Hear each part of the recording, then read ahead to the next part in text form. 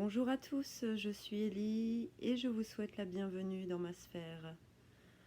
Alors si certains parmi vous ont vu ma dernière vidéo, vous pouvez voir qu'aujourd'hui je me sens nettement mieux qu'hier.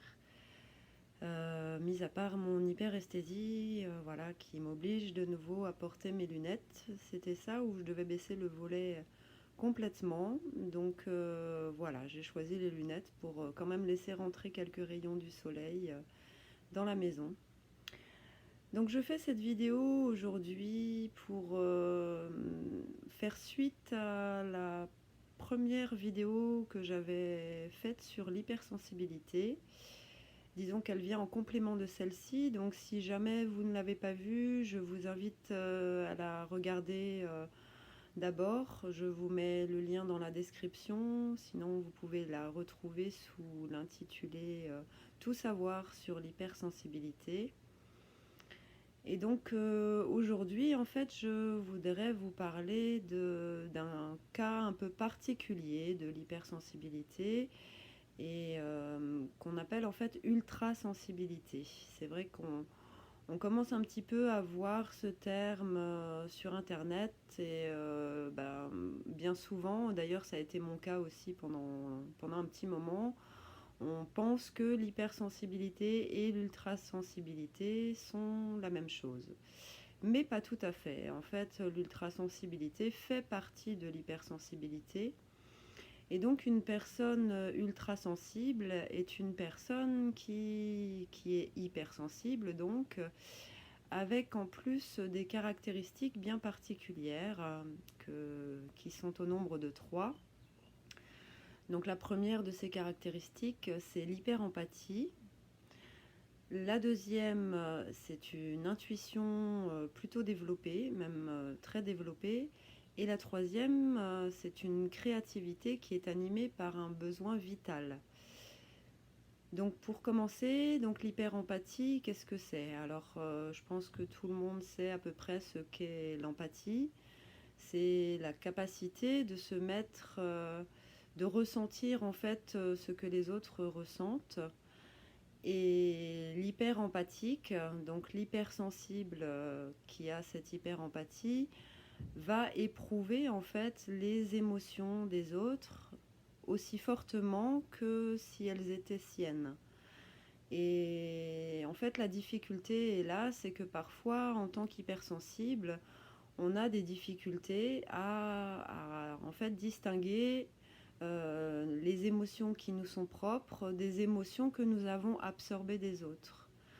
Donc évidemment, cela peut entraîner aussi beaucoup de fatigue, parce qu'on...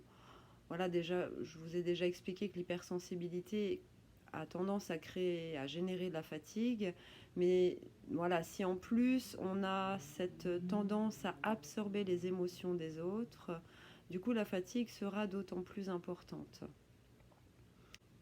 Ensuite, concernant l'intuition développée, il faut savoir en fait que toute personne qui a une intuition développée n'aura pas forcément conscience de celle-ci.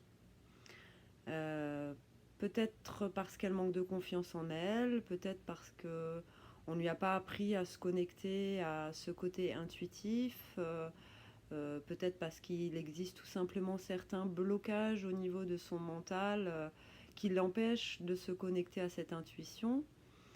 Et voilà, donc autant ça peut être une force parce que en général, quand on se fie à ses intuitions, on est plus à même de réagir face à certaines difficultés, de trouver des solutions pour résoudre des problèmes, de mieux aussi interpréter une situation, de comprendre, de mieux percevoir en fait ce qui peut se passer au sein d'une relation et les intentions réelles de la personne avec laquelle nous sommes en train d'échanger.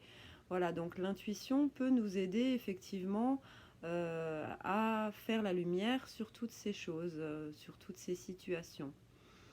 Mais comme je vous disais, effectivement, parfois nous n'avons pas conscience de notre intuition.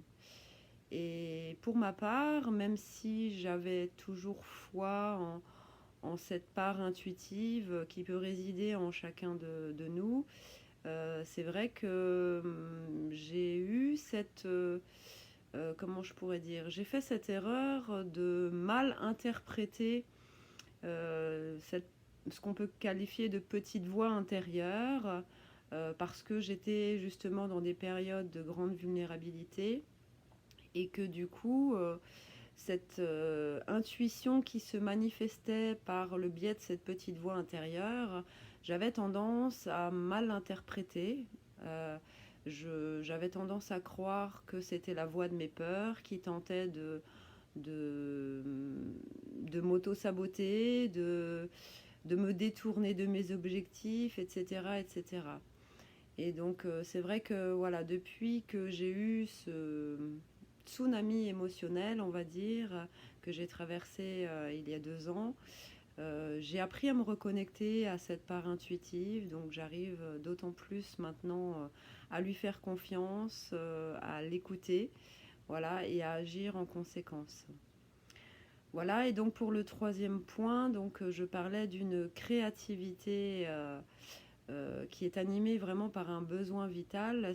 Alors, en général, je pense que tous, ou en tout cas la majorité des personnes hypersensibles, sont des gens créatifs.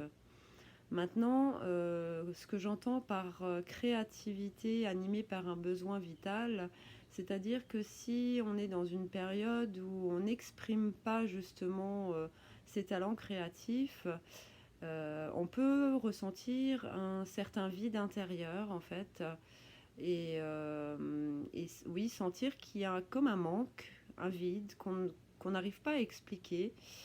Et quand on se remet à créer quelque chose, euh, par quelque moyen que ce soit, on sent que c'est comme s'il y avait une petite étincelle à l'intérieur de nous, en fait, qui était en train de se ranimer, de se raviver.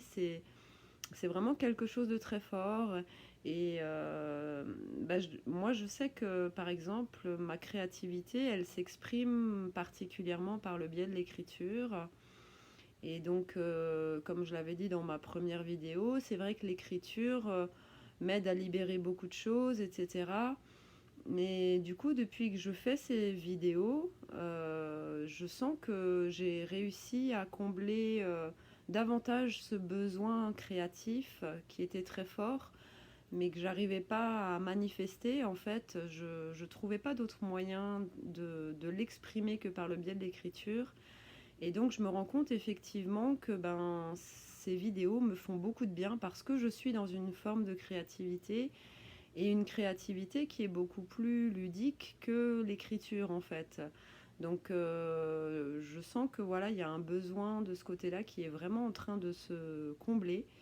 Et voilà, donc je me dis que j'ai au moins atteint un de mes objectifs, mais je sais que ce n'est pas le seul et je referai une vidéo là-dessus. Donc voilà, c'était pour voilà, compléter un peu cette première vidéo que j'avais faite sur l'hypersensibilité. Donc je rappelle les points importants. L'ultrasensible est un hypersensible qui a une forte empathie, même une hyper-empathie, qui a également une intuition très développée dont il n'a pas toujours conscience, et également un besoin créatif, un besoin vital en fait de créer des choses.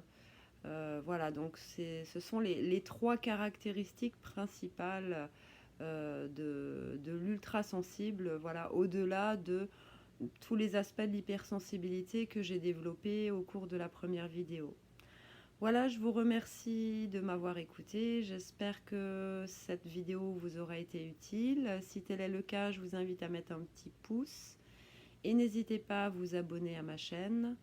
En attendant les prochaines vidéos, je vous invite à consulter mes blogs. Je vous mets les liens dans la description. Et je vous souhaite en attendant une belle fin de journée. Je vous dis à très bientôt. Bye bye.